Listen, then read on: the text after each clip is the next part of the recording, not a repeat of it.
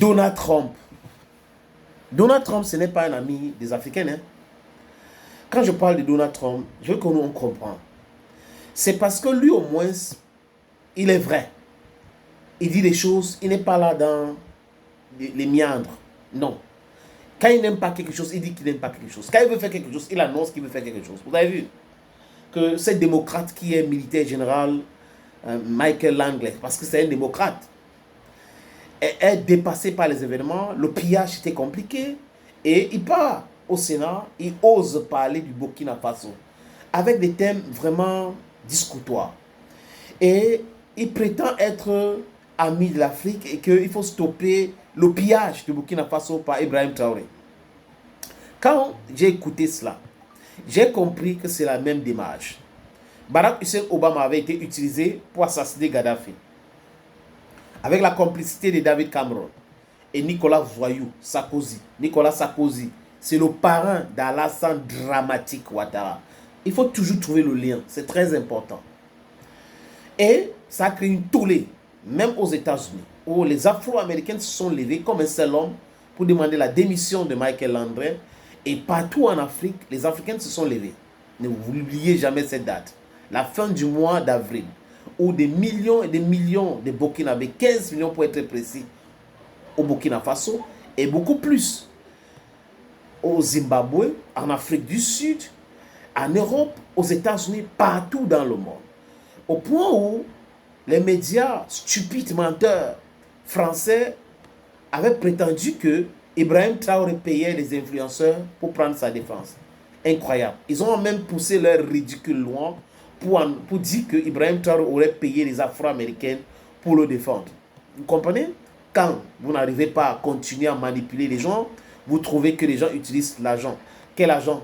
Parce qu'il y a des tonnes d'or aujourd'hui au Burkina Faso, ça vous fait très mal. Vous qui n'avez pas l'or, mais vous avez une réserve d'or importante. Donc, allez comprendre où ils ont pris cela. Et ils n'ont jamais acheté cela. Le pillage de l'or malien, le pillage de l'or burkinabé, c'est ça qui fait peur à la France, c'est ça qui panique la France. La France tellement endettée aujourd'hui, et que la France est pratiquement en faillite. C'est comme la Côte d'Ivoire, de Alassane Dramatique Ouattara. Alassane Dramatique Ouattara a fragilisé l'économie ivoirienne, qui était endettée à l'auteur de 6 000 milliards. Et aujourd'hui, à l'heure où je vous parle, c'est 35 000 milliards. L'argent là est parti où? Dans les poches des Français. Il y a un député français qui avait même dit que la France pille actuellement la Côte d'Ivoire. Donc Ouattara certainement endette la Côte d'Ivoire pour envoyer cet argent à la France. Voilà le rôle d'Alassane Dramatique Ouattara. Les amis, c'est important de parler de Donald Trump. Pourquoi? Donald Trump expose ses frères occidentaux. Donald Trump se moque, c'est-à-dire que directement, et devant l'armée américaine, Donald Trump s'est moqué de la France. Il s'est moqué de qui encore, les amis? Il s'est moqué d'Emmanuel Macron. Il a dit, Emmanuel Macron, c'est good guy, donc c'est son type, genre, c'est mon petit. Donald Trump l'a dit en Mondovision. Et Donald Trump dit que Hitler, en 1945, a fait un discours au niveau de la Tour Eiffel. La Tour Eiffel, j'ai visité à plusieurs reprises. Pour ceux qui sont sur les différentes plateformes, ils vont voir des photos. Ce n'est pas un prestige non plus, les amis. J'ai dit ça juste en passant. Ce qui est important pour nous, c'est notre combat en tant qu'Africains aujourd'hui. Et c'était une façon de ridiculiser la France. Pourquoi? Parce que Macron s'agite comme un enfant de 12 ans dans un cours de récréation. Il s'agite tellement. Il va parler de ci, il va parler de ça. Mais il oublie de parler de l'essentiel qui est son pays. Il oublie de parler de l'économie de son pays qui est en lambeaux. Il oublie de parler des Français qui sont en train de souffrir, du fait de la libération du peuple africain, du fait que les pays de Sahel ont décidé de couper le cordon ombilical qui est lié avec la France. Du fait que le Niger dit non, vous devrez acheter notre uranium au prix du marché mondial. Ça crée des problèmes en France ils étaient habitués à voler, à se polluer. Et c'est tout. Il y a aussi au Niger, comme j'ai parlé de l'uranium, dans l'or jaune qui alimentait les centrales nucléaires françaises. Au marché mondial, le prix c'est 200 euros. 200 euros, aujourd'hui, c'est à peu près 130 000. Disons ça comme ça, 130 000 au bas mot. Et la France achetait ça à 8 francs. à 8 francs. Donc 200, 130 000, 8 francs. Regardez la marge. C'était le voyoutisme, le vol, le banditisme.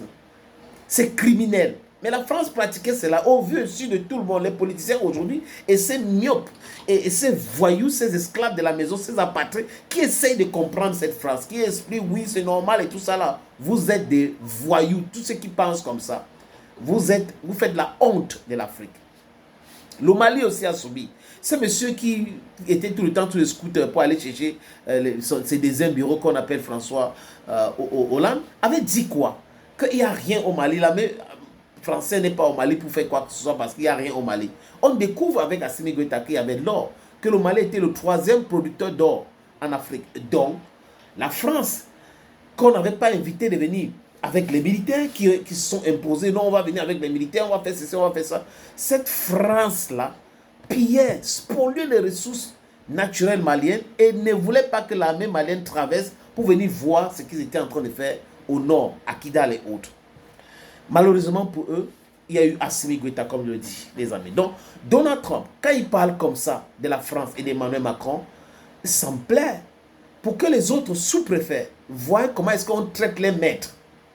Donc, l'un maître ne représente rien du point de vue stratégique dans le monde. Vladimir Poutine, Emmanuel Macron, c'est qui? La France, les ambassadeurs russes ou les porte-parole, les différents Russes qu'on interviewe en France, il y a un ancien ambassadeur qui avait dit que la France a les bombinettes et que du point de vue stratégique militaire, la France est un petit pays. Donc voilà ce pays qui est malaxé, mélangé par la Russie, par Vladimir Poutine, ridiculisé par Donald Trump, qui vient dicter sa loi en Afrique. Vous pensez qu'on doit continuer comme ça? Sincèrement, les amis, vous pensez qu'on doit continuer comme ça? C'est pour cette raison que nous sommes ici. On fait un travail d'éducation, d'information, de changement de mentalité pour que vous compreniez ce que nous perdons en communiquant de façon inconsciente pour la France. Nous devons tous communiquer pour l'Afrique, l'intérêt de l'Afrique d'abord. Tous les chefs d'État qui sont combattus par les médias français, qui sont insultés par les médias français, ce sont les chefs d'État qui travaillent bien pour l'Afrique. Les autres, que les médias français en sens et tout ça là, ce sont des gens qui sont d'une duplicité que vous ne pouvez imaginer. Ce sont les gens que nous, en tant qu'Africains, nous devrons combattre. Donald Trump a dit aussi, parce qu'il a vu les images des toxiques qui sont allés à Kiev dans le train, Emmanuel Macron, Kesterman et Metz. Il a dit concernant les négociations qui se déroulent actuellement en Turquie, que tant qu'il ne va pas rencontrer Vladimir Poutine, tant qu'il ne veut pas rencontrer Vladimir Poutine, il n'y aura rien. Donc en Turquie, là, tout ce qu'ils sont en train de faire, rien. Vous avez vu, le baladeur, le gars qui est pitoyable, qui est ridicule, c'est pas moi qui le dis, hein. C'est le ministre des Affaires étrangères russe, Sergei Lavrov. Il a dit, Zelensky fait pitié, c'est un comique. Il parle de Vladimir Poutine, il veut le rencontrer en Turquie. Et Donald Trump a dit que comme il ne vient pas, je ne pars pas aussi. Et tant qu'on ne se rencontre pas, il n'y aura rien. C'est une rencontre Donald Trump, Vladimir Poutine qui peut régler le problème. Et le conseil l'a dit. Et Macron qui dit, j'ai appris qu'il a donné une ultimatum à Poutine de rencontrer Volodymyr Zelensky, sinon il y a les sanctions. Regardons un pays qui est en train de pleurer là. Un pays qui est à terre, qui est en train de menacer la Russie.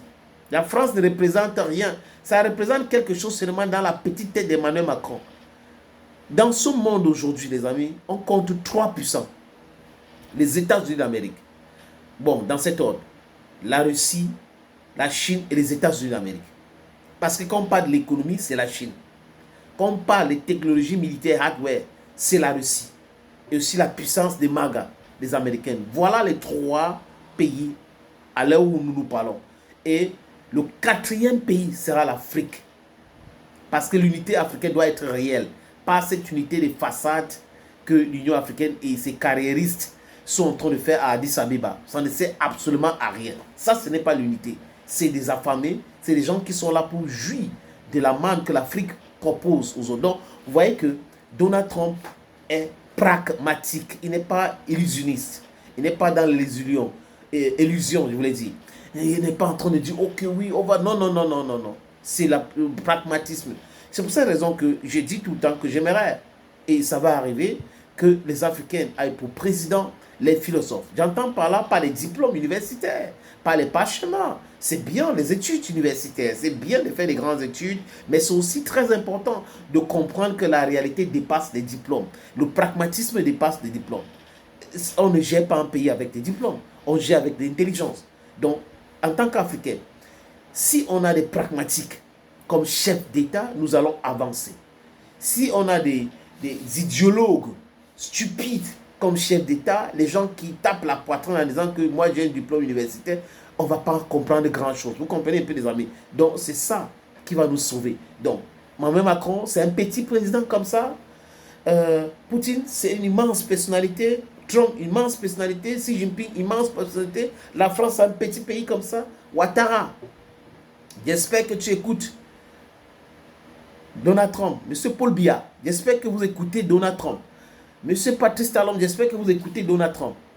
Fort Eyadema, j'espère que tu écoutes Donald Trump. Mamadi Doumbéya, j'espère que tu écoutes Donald Trump. Je cite qui encore, je laisse qui, les amis.